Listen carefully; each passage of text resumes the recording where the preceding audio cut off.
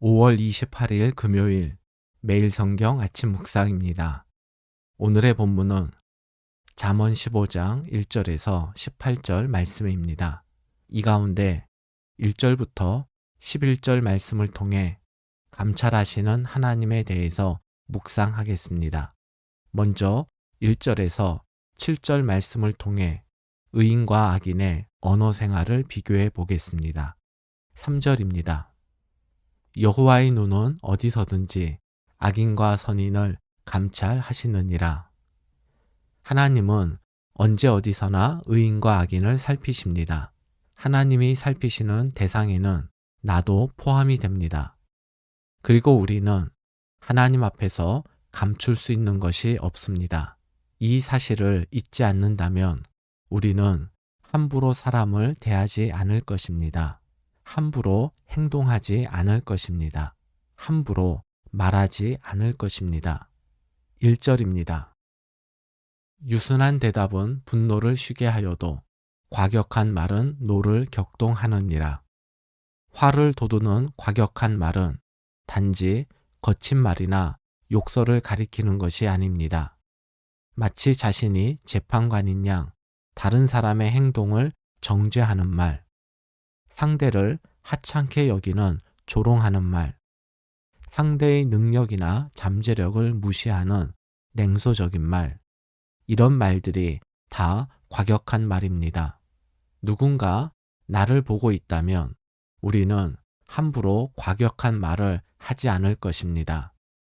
그런데 보는 사람이 없다고 나보다 어린 사람에게, 사회적 지위가 낮은 사람에게, 또 나보다 약한 사람에게 함부로 과격한 말을 하는 것은 우리를 바라보시는 하나님의 시선을 무시하고 우리를 감찰하시는 하나님을 멸시하는 행동입니다. 2절과 7절 말씀입니다. 지혜 있는 자의 혀는 지식을 선히 베풀고 미련한 자의 입은 미련한 것을 쏟느니라. 지혜로운 자의 입술은 지식을 전파하여도 미련한 자의 마음은 정함이 없느니라. 지혜 있는 자의 혀란 우리를 감찰하시는 하나님을 의식하며 유순하게 하는 말을 가리킵니다. 이러한 말은 다른 사람에게 유용한 지식을 주지만 하나님의 시선을 외면한 채 함부로 말하는 미련한 사람의 말은 자신의 미련함을 드러낼 뿐입니다. 4절입니다. 온순한 혀는 곧 생명나무이지만 패역한 혀는 마음을 상하게 하느니라. 온순한 혀, 즉 신중하게 전하는 유순한 말은 상대에게 생명의 기운을 더하지만 함부로 내뱉는 과격한 말은 상대의 마음을 상하게 합니다.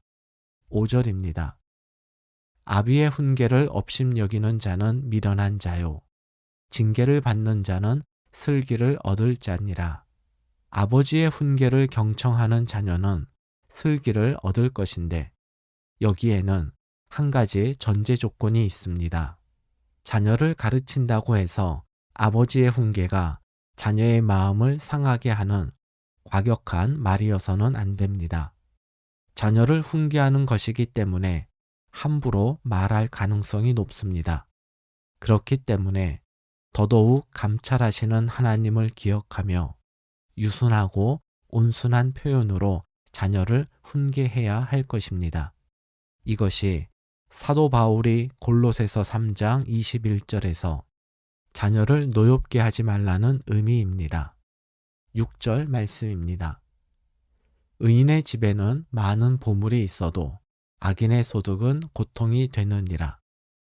1절부터 7절까지가 언어 생활에 관한 교훈인데 그 중간에 이 6절이 위치합니다. 이것은 하나님의 시선을 의식하며 신중하게 말하는 사람이 의인이고 하나님의 시선을 무시하며 함부로 말하는 사람이 악인이란 의미를 담고 있습니다. 유대인들은 재물을 하나님께 받은 복의 가장 확실한 징표로 여겼습니다.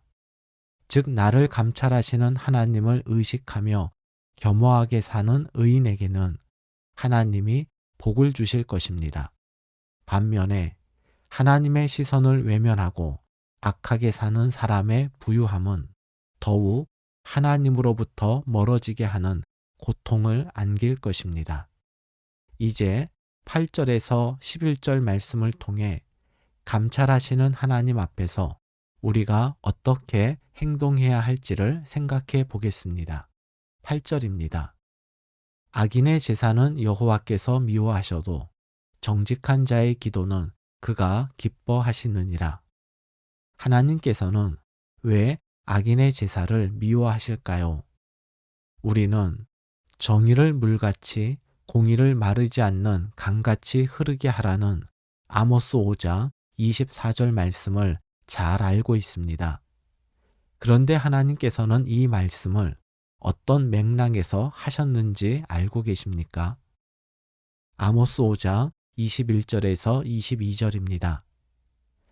내가 너희 절기들을 미워하여 멸시하며 너희 성회들을 기뻐하지 아니하나니 너희가 내게 번제나 소제를 드릴지라도 내가 받지 아니할 것이요 너희의 살진 희생의 화목제도 내가 돌아보지 아니하리라. 아모스 5장 24절은 하나님께서 이스라엘 백성들이 드리는 제사를 받지 않으시겠다고 말씀하신 후 나오는 말씀입니다. 무엇을 뜻할까요? 이스라엘 백성들이 하나님이 원하시는 정의와 공의는 외면한 채 제사만 드리고 예물만 바쳤기에 하나님께서는 그 제사를 받지 않으시겠다라는 의미입니다.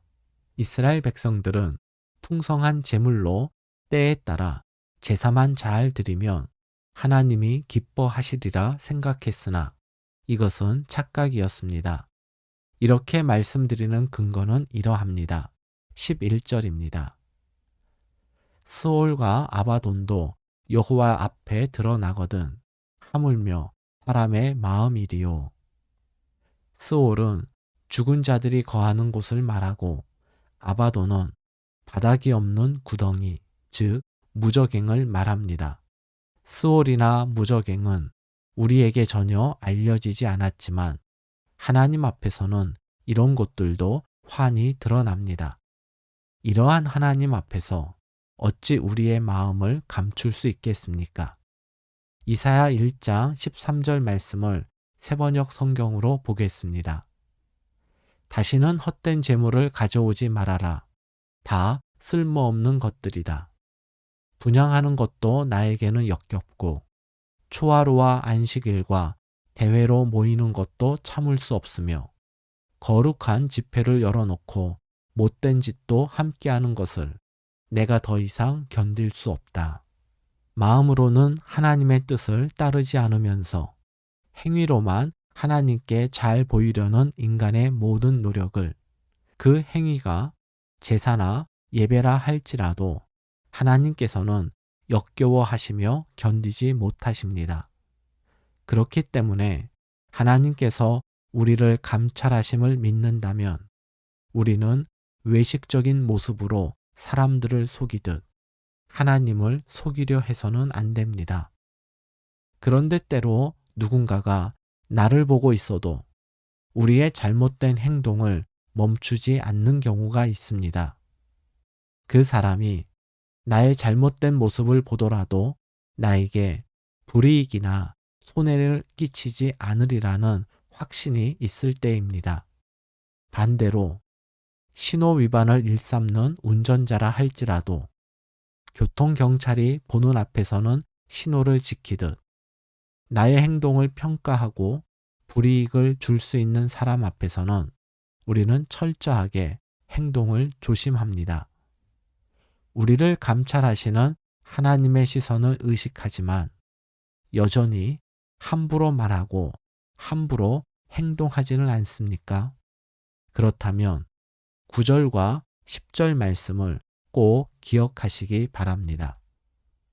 악인의 길은 여호와께서 미워하셔도 공의를 따라가는 자는 그가 사랑하시느니라. 도를 배반하는 자는 엄한 징계를 받을 것이요 견책을 싫어하는 자는 죽을 것이니라. 하나님이 안 계신 듯 계시더라도 나를 못 보신 듯 생각하며 자신의 잘못된 행동을 돌이키지 않고 함부로 사는 사람은 하나님의 미움과 징계의 대상이며 영원한 생명이 아니라 영원한 죽음으로 그 인생이 끝날 것입니다. 하나님은 언제 어디서나 우리의 모든 것을 보고 계십니다. 우리를 감찰하시는 하나님을 의식하며 함부로 말하고 함부로 행동했던 지난 모습을 돌이키는 사람이 지혜로운 사람이요 의인입니다. 오늘도 우리를 바라보시는 하나님의 시선에 부끄럽지 않은 하루를 살아가기를 주님의 이름으로 축복합니다.